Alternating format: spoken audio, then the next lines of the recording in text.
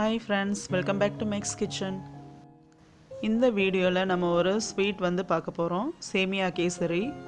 ரொம்ப ஈஸியாக செஞ்சிடலாம். ரொம்ப டேஸ்டான ஸ்வீட்டும் கூட. இதுக்கு தேவையான பொருட்களும் ரொம்ப கம்மியானது தான். சரி, எப்படி செய்கிறதுன்னு பார்க்கலாம். வாங்க வீடியோக்குள்ளே போகலாம். ரோஸ்டட் வெர்மிசெல்லி எடுத்திருக்கேன். இந்த ரோஸ்டட் சேமியா ஒரு கப் அளவு எடுத்திருக்கேன். ஒரு ஃப்ரை பேனில் ஒரு 2 டேபிள் ஸ்பூன் நெய் விட்டுருக்கேன். அது நல்லா மெல்ட் ஆகட்டும். மெல்ட் ஆன உடனே முந்திரி பருப்பும் கிஸ்மிஸும் போட்டு நல்லா அதில் ஃப்ரை பண்ணிக்கலாம். இப்போ நல்லா வறுத்தாச்சு, அதை தனியாக எடுத்து வச்சிடலாம். இப்போ மிச்சம் இருக்கிற நெய்யில் இந்த சேமியா ஒரு கப் எடுத்து வச்சுருக்கோம்ல, அதை லைட்டாக வறுத்துக்கலாம். சும்மா நெய்யில் வந்து ரோஸ்ட் பண்ணுறதுக்காக அதை வறுக்கிறோம். ஏன்னா ஆல்ரெடி இது ரோஸ்டட் சேமியா தான், அதனால் ரொம்ப வறுக்க தேவையில்லை.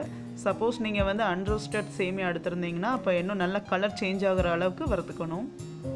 இப்போ இன்னொரு பேனில் 2 கப் தண்ணி வந்து ஊற்றி கொதிக்க வைக்கலாம். 1 கப் சேமியாவுக்கு 2 கப் தண்ணி. இப்போ தண்ணி கொதிச்சோன்னா கொஞ்சம் உப்பு சேர்த்துக்கலாம். இப்போது நம்ம வறுத்து வச்சுருக்க அந்த சேமியாவும் இதில் சேர்த்துக்கலாம். இப்போ சேமியா கொஞ்சம் நேரம் நல்லா வேகட்டும்.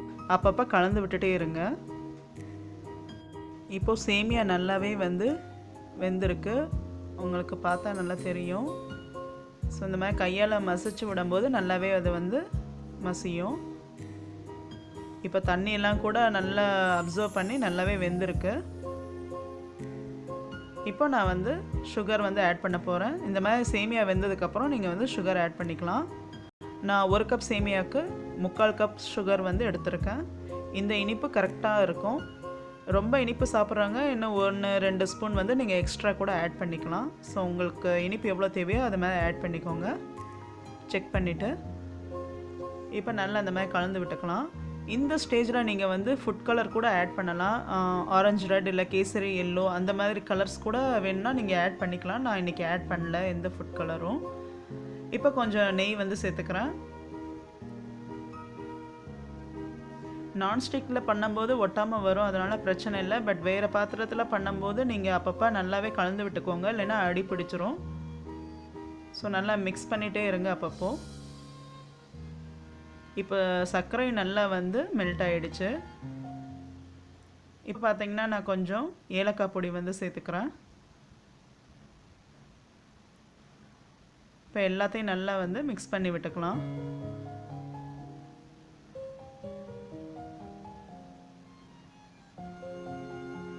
சுகர்லாம் நல்லா மெல்ட் ஆகி அதையும் இந்த சேமியா நல்லாவே அப்சர்வ் பண்ணியிருக்கு. ஸோ பார்த்தாலே வந்து உங்களுக்கு தெரியும், அது வந்து கடையிலையும் நல்லா ஒட்டாமல் வருது. அவ்வளோதான், நம்ம அடுப்பை ஆஃப் பண்ணிடலாம். இப்போ வந்து நம்ம வறுத்து வச்சுருக்க முந்திரி திராட்சை இதையும் சேர்த்து மிக்ஸ் பண்ணி விட்டுக்கலாம். நம்மளோட டேஸ்டியான சேமியா கேசரி வந்து ரெடி.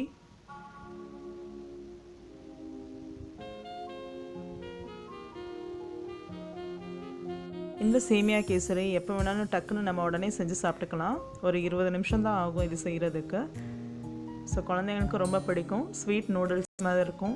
ஸோ இந்த ஸ்வீட் ரெசிபி நீங்களும் செஞ்சு பார்த்து உங்கள் ஃபீட்பேக் எனக்கு மறக்காமல் கமெண்ட் பண்ணுங்கள்.